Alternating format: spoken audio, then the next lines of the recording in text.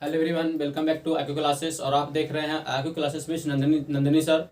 तो जैसा कि मैंने पिछले वीडियो में आप लोगों को विज्ञान के बारे में, विज्ञान के प्रकार के बारे में, मतलब कि भौतिकी, रसायन विज्ञान और जीव विज्ञान के बारे में आपको बताया था।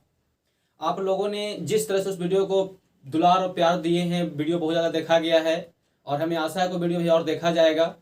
ठीक है, आप लोग इस तरह से कंटिन्यूटी को बना करके रखिए और मैं आप लोगों के लिए प्रत्येक दिन एक नए टॉपिक के साथ में उपस्थित आऊँगा। ठीक है, तो पिछले वीडियो को आप लोग अभी तक जो बच्चे नहीं देखे हैं जाकर के देखिए। और अगर अभी तक जो बच्चे मेरे चैनल पे, जो मेरे भाई बहन नए हैं, मेरे दोस्त जो नए हैं, कृपया चैनल को सब्सक्राइब कर लीजिए ताकि आपको यहाँ पे जो है प्रत्येक दिन नया सीखने को मिलेगा।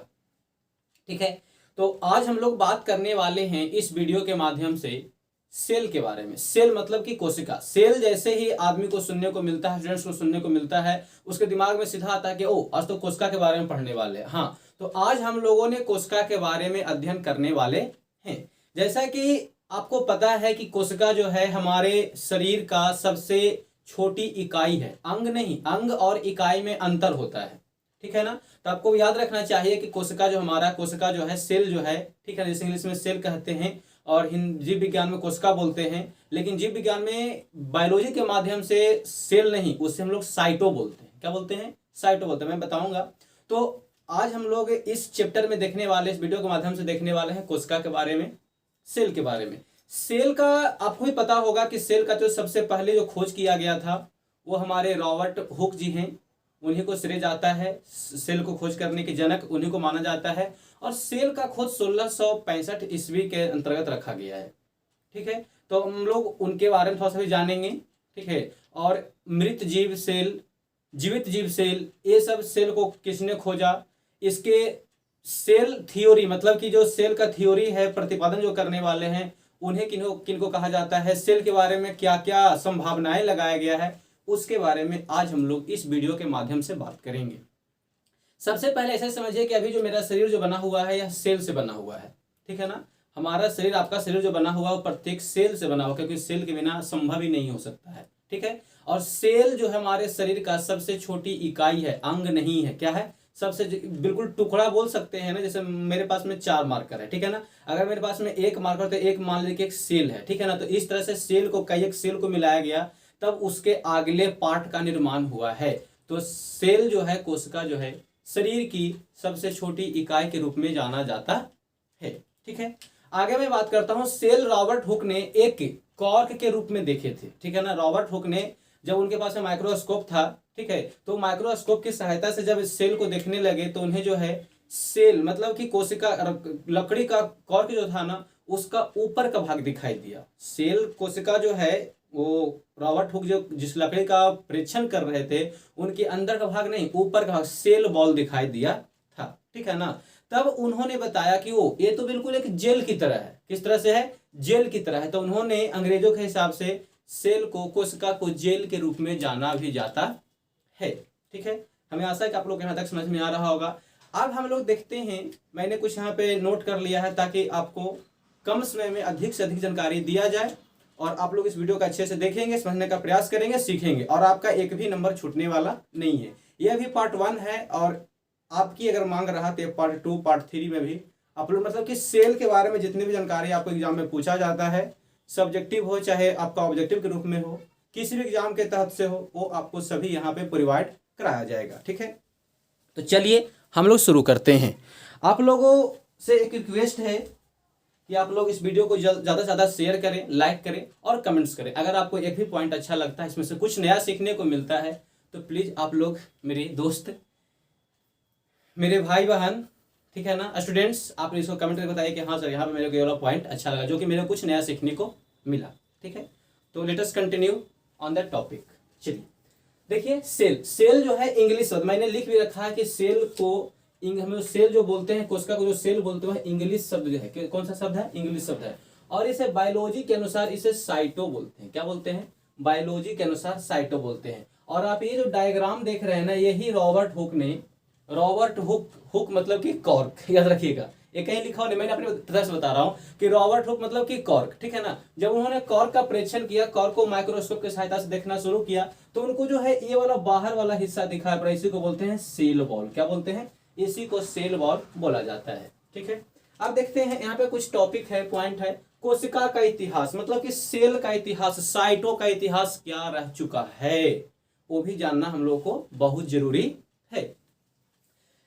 कोशिका का इतिहास, सर्वप्रथम कोशिका, सर्वप्रथम जो है कोशिका का खोज, यहाँ मतलब सेल छूट गया है। सर्वप्रथम सेल मतलब कि कोशिका का जो खोज है 1665 ईस्वी में किनके द्वारा? तो अभी मैंने बताया कि रॉबर्ट हुक के द्वारा। आपको ही पता होगा कि कोशिका का सर्वप्रथम खोज करने वाले व्यक्ति हमारे वैज्ञानिक जो है उनका नाम है रॉबर्ट हुक, और इनका खोज 1665 ईस्वी में इनके द्वारा किया गया। इन्हीं को कोशिका का जनक भी माना जाता है, जाना जाता है। इतना कंप्लीट हो गया। आगे देखते हैं जीवित कोशिका और मृत कोशिका। अब यहाँ पे है जीवित कोशिका और मृत कोशिका, एक क्या है? तो कुछ व्यक्तियों ने, कुछ वैज्ञानिक ने बताया कि कुछ ऐसे वैज्ञानिक थे जिन्होंने जीवित कोशिका और मृत मतलब कि मरा हुआ सेल और जिंदा सेल के बारे में जानकारी दिए, ठीक है ना। उन्हें बोलते हैं ल्यूवेनहॉक। तो ल्यूवेनहॉक व्यक्ति हमारे वैज्ञानिक ऐसे रहे हैं जिन्होंने जीवित कोशिका और मृत कोशिका के बारे में जानकारी प्राप्त कराया। याद रखिएगा, कोशिका का खोज रॉबर्ट हुक ने 1665 ईस्वी में किए हैं, जिन्हें कोशिका का जनक भी जाना जाता है, जनक भी कहा जाता है। लेकिन जीवित कोशिका और मृत कोशिका का जो बात करते हैं हमारे ल्यूवेनहॉक वैज्ञानिक जी हैं, ठीक है। आगे चलते हैं। आगे बोला गया है, हम लोग का इसमें पॉइंट मैंने नोट किया है कि सिल्डन या अस्लीडन बोल सकते हैं, ठीक है ना। अस्लीडन जो है सभी पादप कोशिकाओं के, अस्लीडन का कहना था वैज्ञानिक हैं, ठीक है ना, ये हमारे क्या है? वैज्ञानिक हैं। तो इन्होंने बताया कि सभी जो पादप कोशिकाएं हैं, ठीक है ना, सभी पादप कोशिका किसके बने होते हैं? तो वो जो होता है सेल के बने होते हैं। किसके बने होते हैं? सभी पादप कोशिका सेल के बने होते हैं। सिल्डन साहब का कहना था कि पादप कोशिका मतलब कि सिर्फ पेड़ पौधे, ठीक है ना, प्लांट किंगडम जितने भी हैं वो सभी के सभी सेल से बने होते हैं। उसी बीच एक और वैज्ञानिक का नाम आता है, और उन्होंने क्या बताते हैं? वो वैज्ञानिक का नाम क्या है? वह है स्वान। कौन है वह वैज्ञानिक? स्वान। देखिए नाम इन लोग का ऐसे ही है, ठीक है ना। सिल्डन साहब है, स्वान साहब है। स्वान साहब जी कहते हैं कि नहीं, वो तो ठीक है, सभी पादप कोशिका सेल के बने हैं। तो इन्होंने बताया कि सभी जीव जंतु कोशिका सेल से बने होते हैं, मतलब कि कोशिका के बने होते हैं, ठीक है ना। कोशिका मतलब कि सेल, कोशिका मतलब कि सेल। तो सिल्डन साहब ने बताया कि जितने भी प्लांट किंगडम हैं, जितने भी पेड़ पौधे हैं, वह सभी का सभी किससे बना हुआ है? कोशिका से बना हुआ है। उसी समय स्वान साहब आते हैं और उन्होंने बताया कि वो तो ठीक है, मैं एक बता रहा हूं सिद्धांत कि जितने भी जीव जंतु हैं वो सभी के सभी हमारे किससे बने हुए हैं? तो भी कोशिका से बने हुए हैं। और ये दोनों को मिलाकर के सेल थ्योरी बोला गया। क्या दिया गया? ये दोनों को सेल थ्योरी, मतलब कि सेल थ्योरी के नाम से सिल्डन साहब और स्वान साहब को जाना जाता है।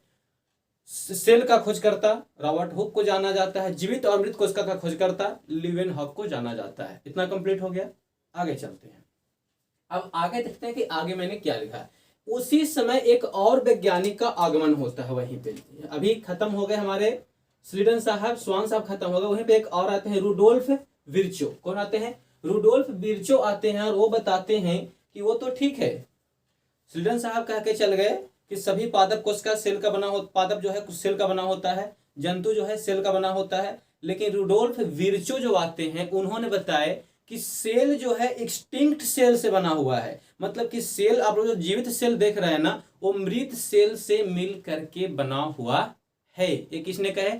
Rudolf Virchow. अगर आपको किसी कंपैरेटिव एग्जाम में पूछता है कि किसका सिद्धांत है कि प्रत्येक कोशिका मृत कोशिका से बना हुआ है, तो याद रखिएगा एक ऑप्शन रहेगा आपका रुडोल्फ विर्चो, ठीक है ना। तो यही पॉइंट नोट करेंगे आप लोग कॉपी में कि रुडोल्फ विर्चो का कहना है कि सभी जो कोशिका हैं वह देखिए पूर्ववर्ती कोशिका से बना हुआ है। जितने भी कोशिका है पूर्ववर्ती कोशिका से बना हुआ है। ये भी आप लोग अच्छे से याद रखेंगे और अपने कॉपी में काउंट डाउन कर, नोट डाउन कर लेंगे, ठीक है। सॉरी। तो अब चलते हैं हम लोग आगे। आगे है, अब है मेन पॉइंट सेल का परिभाषा। ये हम लोग का कुछ सेल के बारे में इतिहास था, कोशिका का इतिहास था, जो कि मैंने आपको बता दिया है, समझा दिया है। हमें आशा है कि आप लोगों को अच्छा लग रहा होगा वीडियो और आपको कुछ नया सीखने को मिल रहा होगा। अगर आपको नया सीखने को मिल रहा है तो प्लीज़ कमेंट्स करके बताइए कि हाँ भैया, हाँ सर, हाँ मेरे दोस्त, हाँ मेरे फ्रेंड्स, अच्छा लग रहा है। इस तरह से और वीडियो आपके लिए लाया जाएगा, ठीक है। आगे देखते हैं परिभाषा में क्या लिखा गया। सेल का मतलब कोशिका, सेल मतलब समझिएगा कोशिका, ठीक है ना। इंग्लिश में सेल, हिंदी में कोशिका और बायो के अनुसार साइटो। तो परिभाषा है कि जीवधारी की आधारभूत संरचनात्मक एवं क्रियात्मक, ठीक है ना। संरचना मतलब कि बनावट, संरचना क्या है, बनावट, ठीक है ना। शरीर का जो बनावट है वो किससे है, तो सेल से है, कोशिका से है। क्रियात्मक, क्रिया करने की जो रचना है, क्रिया करने की जो कला है, ठीक है ना, वो किससे बना हुआ है, वही हमारा सेल से बना हुआ है, ठीक है। तो ये लिखा गया कि जीवधारी की आधारभूत संरचनात्मक एवं क्रियात्मक इकाई है, कौन है, तो सेल, ठीक है ना। सेल जो है जीवधारी की आधारभूत संरचना एवं क्रियात्मक मतलब क्या है, बेसिक है, ठीक है ना।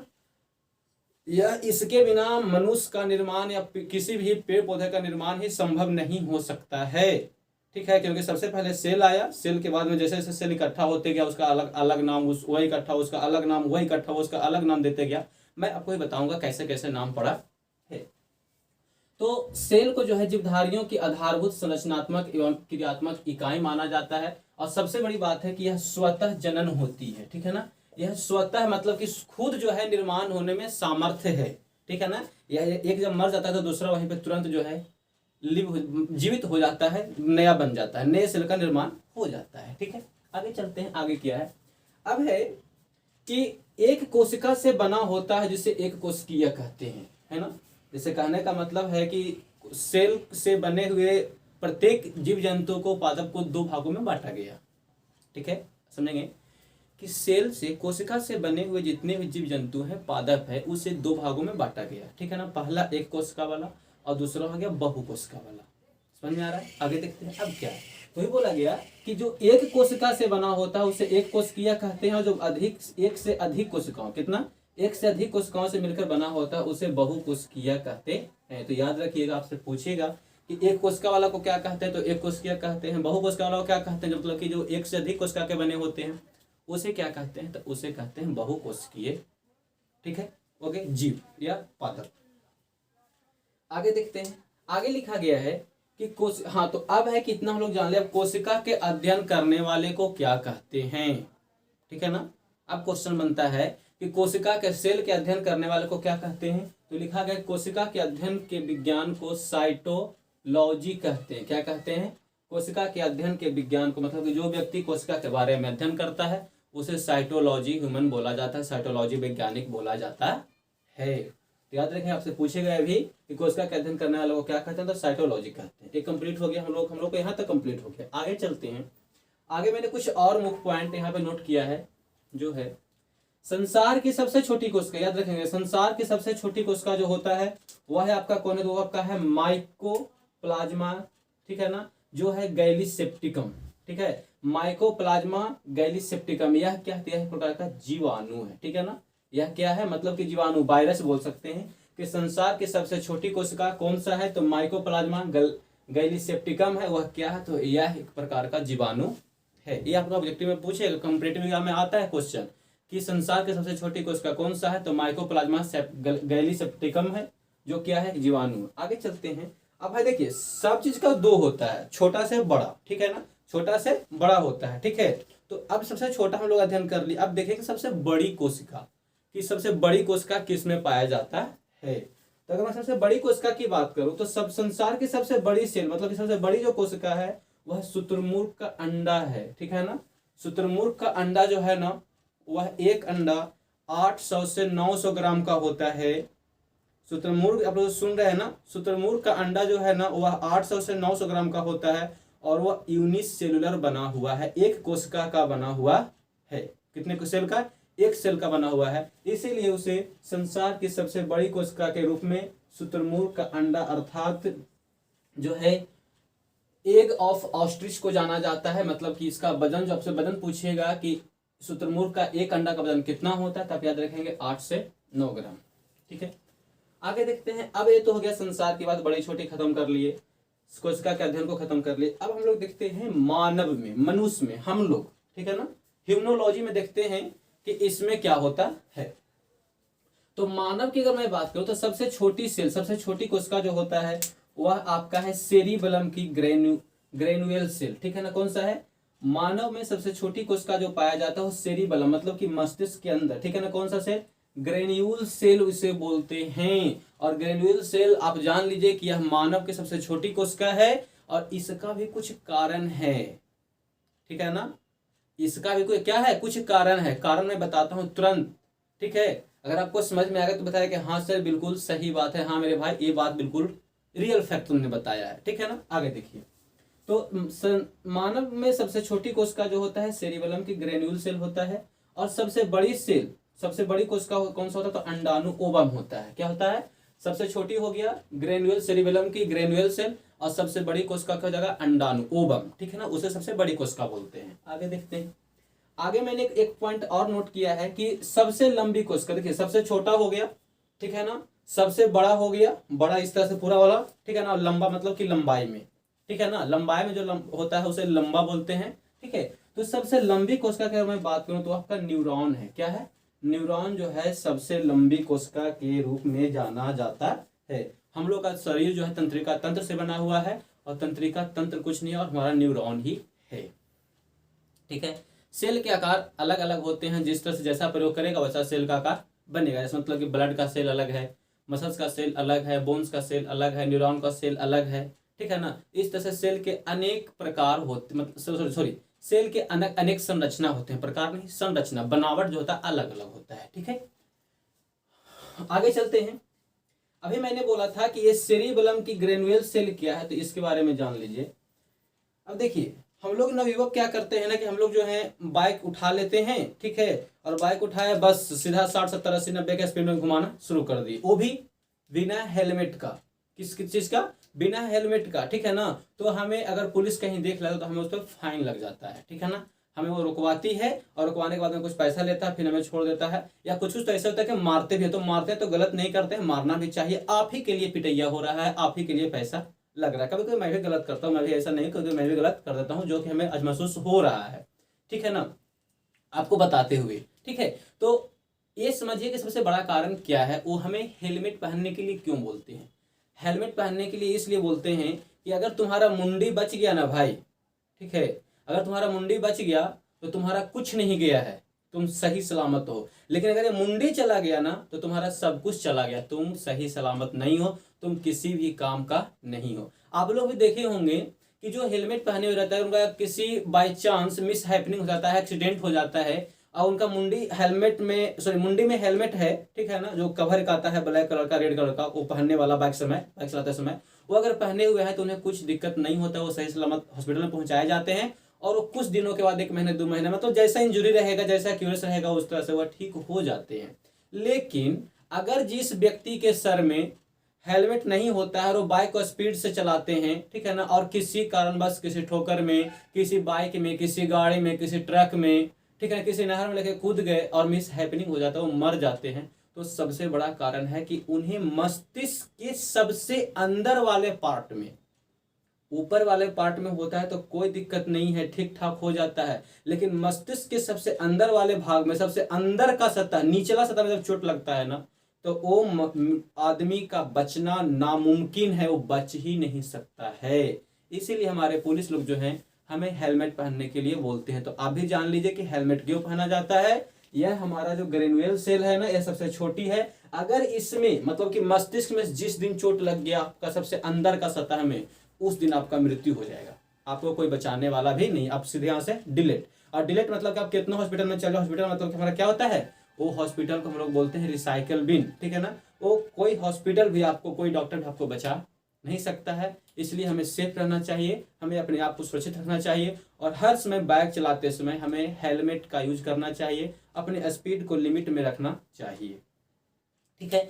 ये कुछ रोचक जानकारी आपको लगा होगा। अगर आपको यहाँ पर रोचक जानकारी लगा है तो प्लीज एक बार थैंक्स कर दीजिए और हमें बताइए कि हाँ सर, हाँ भाई मेरे को कितना अच्छा लगा, ठीक है। तो हमें आशा है कि आज से सभी लोग बाइक चलाएंगे तो हेलमेट पहन के ही चलाएंगे और स्पीड को लिमिट करके चलाएंगे, ठीक है ना। देखिए, आप बचिएगा तो जिंदगी में बहुत बाइक चलाइएगा, लेकिन मर जाएगा तो कौन चलाएगा।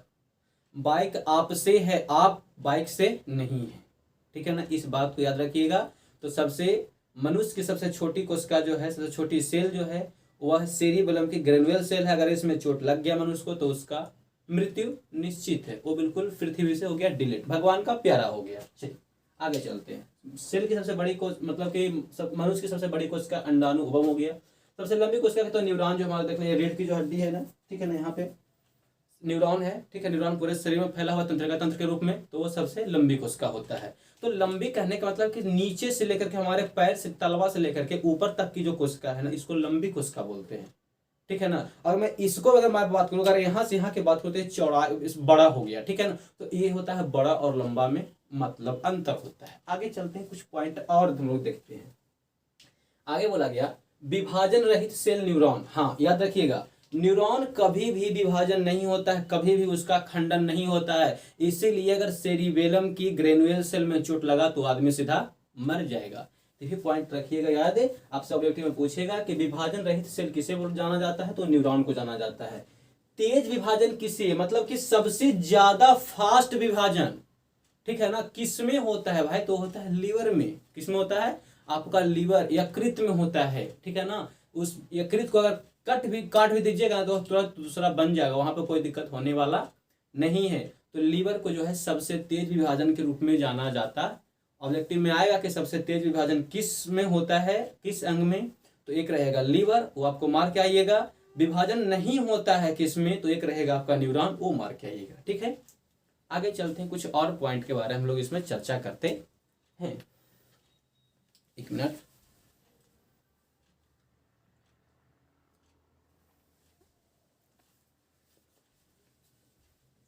अब इसके बाद मैंने कुछ और नोट किया है। सेल का, हाँ, प्रोटीन की फैक्ट्री, मतलब कि प्रोटीन की फैक्ट्री राइबोसोम को बोलते हैं, याद रखेंगे। सेल विभाजन, तेज विभाजन लीवर में होता है, प्रोटीन की फैक्ट्री राइबोसोम को बोलते हैं। सेल का विद्युत ग्रह, सेल का विद्युत मतलब कि सेल को क्रिया करने की क्षमता कहाँ से मिलता है, तो माइटोकॉन्ड्रिया को जाना जाता है। सेल का किचन, मतलब कि जहाँ पे खाना बनता है ना, ठीक है ना, जहाँ पे खाना बनता है, तो सेल का खाना कहाँ बनता है, उसको हम लोग जानते हैं किस रूप में, तो उसमें जानते हैं क्लोरोप्लास्ट के रूप में। मतलब कि क्लोरोप्लास्ट अगर नहीं रहेगा तो खाना बनने वाला नहीं, मतलब कि पादप में अगर खाना बन रहा है तो खाना बनने का कारण है क्लोरोफिल, जो लोग जानते हैं ना, क्लोरोप्लास्ट, ठीक है ना। उसी कारण पादप लोग जो होते हैं खाना बनाने में सक्षम हो पाते हैं, अर्थात क्लोरोफिल, हरित मतलब ग्रीन पिगमेंट जो है उपस्थित होने के कारण वह भोजन बनाने में सक्षम हो पाते हैं। अगर सपोजेट अगर हमारे अंदर भी क्लोरोफिल मिल जाए, मनुष्य के अंदर क्लोरोफिल मिल जाए, तो भी अपना भोजन खुद बनाएगा और वह जो है स्वपोषी के अंतर्गत रखा जाएगा। चलिए आगे देखते हैं। आगे है सेल आत्महत्या की थैली, ठीक है ना। कोशिका की आत्महत्या की थैली किसे कहते हैं, तो लाइसोसोम को कहते हैं। मतलब कि जहां पे कोशिका का मृत्यु होता है, मृत्यु होने का जहाँ पे जन्म संग्रह होता है उसे लाइसोसोम कहते हैं। जहाँ पे कोशिका का भोजन बनता है क्लोरोप्लास्ट कहते हैं। जहाँ पे कोशिका का विद्युत मिलता है उसे माइटोकॉन्ड्रिया कहते हैं। और जहाँ प्रोटीन की फैक्ट्री होता है उसे राइबोसोम कहते हैं। एक और क्वेश्चन है, एक और ऑब्जेक्टिव मैंने ऐड किया है। केंद्रक की खोज रॉबर्ट ब्राउन ने किया है, लेकिन सेल का खोज रॉबर्ट हुक ने किया है। कभी कंफ्यूजन नहीं होना है, ठीक है ना। केंद्रक मतलब कि आपका सेंटर का खोज जो है रॉबर्ट ब्राउन ने 1831 में किए हैं, और सेल का खोज 1665 ईस्वी में रॉबर्ट हुक ने किए हैं। यहाँ रॉबर्ट ब्राउन है और यहाँ रॉबर्ट हुक है। देखिए कभी भी ए और बी है, ठीक है, मतलब कि ए मान लो कि आपका घर है, बी आपके बगल वाले का घर है, इधर हो गया आपका कौन, डी मान लो, ठीक है ना। ये आपस में कभी भी नहीं बनता, कहीं बुक ने, मैं खुद बता रहा हूं आपको याद करने के लिए। तो जहां पे आपको रॉबर्ट हुक रहेगा ना, वो सेल का खोज, और जहां पे रॉबर्ट ब्राउन रहेगा वहां पे आपको क्या रहेगा, केंद्रक की खोज। तो ए और बी में कभी नहीं बनता, इसीलिए रॉबर्ट ब्राउन केंद्रक की खोज, रॉबर्ट हुक सेल की खोज। इतना हो गया। अब देखते हैं टाइप्स ऑफ सेल, ठीक है ना। टाइप्स ऑफ सेल के बारे में बात करते हैं। अच्छा, टाइप्स ऑफ सेल से पहले हम थोड़ा सा सीख लेते हैं सेल के बारे में। देखिए सेल का क्या है ना, कि जिस तरह से आप लोग घर बने हुए देखते हैं ना, मैं यहाँ पे बताने का प्रयास करता हूँ। आप लोग घर बने हुए देखते हैं कि हम लोग क्या करते हैं कि ईंट को मिला दिए, ठीक है ना। ईंट को मिलाएंगे, ईंट को मिलाएंगे तो क्या बन जाएगा, वह जो है दीवार बनेगा। क्या बनेगा, दीवार बनेगा। दीवार को मिलाएंगे तो क्या बनेगा, कमरा बनेगा। और कमरा को मिलाएंगे तो क्या बनेगा, वह है आपका मकान बन जाएगा। क्या बन जाएगा, मतलब कि घर बन जाएगा, ठीक है ना। इस तरह से घर का निर्माण होता है। उसी तरह से अगर सेल को मिलाया जाए ना, सेल को मिलाया जाता है तो हमारा उत्तक बनता है। क्या बनता है, उत्तक बनता है। और उत्तक को अगर साथ में मिलाया जाता है तो हमारा एक जीव मतलब कि शरीर के रूप में, मतलब कि अंग के रूप में काम करना शुरू कर देता है, ठीक है। अभी मैं इसे फिर से आपको समझाने वाला हूँ थोड़ी देर में, पहले हम लोग इसको देख लेते हैं। तो अब देखिए टाइप्स ऑफ सेल क्या है, मतलब कि सेल के प्रकार कितने होते हैं, ठीक है।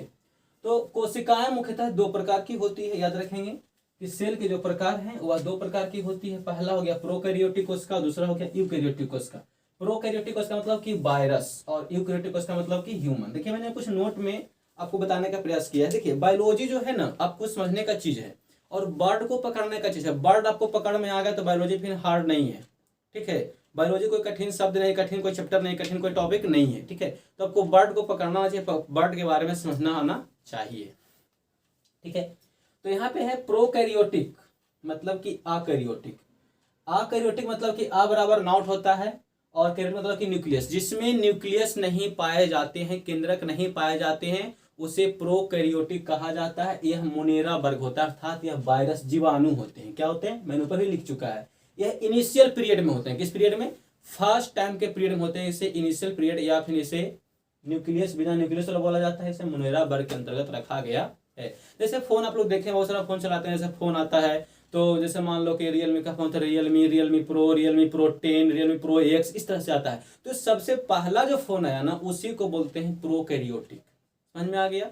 तो याद रखिए कि प्रो मतलब कि प्रोकैरियोटिक को अकैरियोटिक बोलते हैं, और अ बराबर नॉट होता है, कैरियोटिक मतलब कि न्यूक्लियस, जिसमें न्यूक्लियस उपस्थित नहीं होता है उसे हम लोग बोलते हैं प्रोकैरियोटिक, अर्थात इसे मोनेरा वर्ग के अंतर्गत रखा गया है। आगे चलते हैं। यूकैरियोटिक के बारे में क्या सिद्धांत है भाई। तो यूकैरियोटिक मतलब यू को जो है ना, यू मतलब होता है ट्रू, ट्रू मतलब कि सच्चा, यू मतलब होता है ट्रू, ट्रू मतलब कि सच्चा, मतलब कि जो ट्रू, जिसमें सेल पाए जाते हैं, सॉरी जिसमें केंद्रक पाए जाते हैं, न्यूक्लियस पाए जाते हैं, उसे सच्चा सेल बोला जाता है।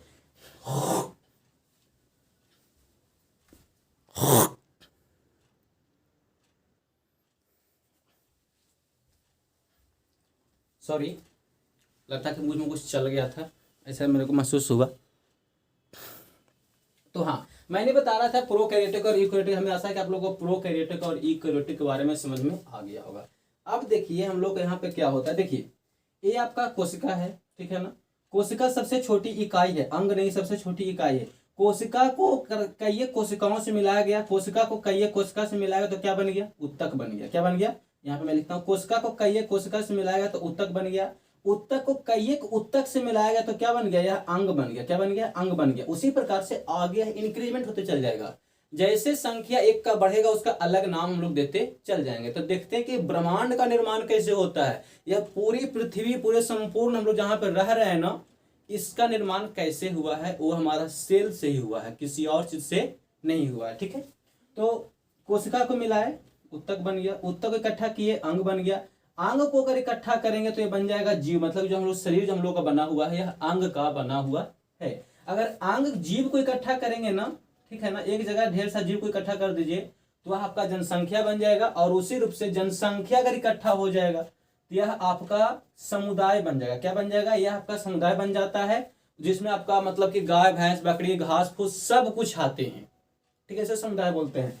अगर उसी प्रकार समुदाय को साथ में, समुदाय के साथ में क्या करके पर्यावरण को अगर ऐड कर दिया गया, किसको सॉरी, समुदाय के साथ में अगर पर्यावरण को ऐड कर दिया गया ना तो वो बन गया पारिस्थितिक तंत्र, जो कि सबसे ऊपर का चैप्टर है, ठीक है ना।